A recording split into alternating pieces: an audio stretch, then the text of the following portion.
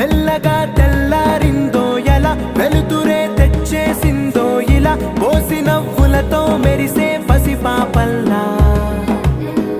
చేదతో బావులలో గలగల చెరువులో బాతుల ఈతల కళ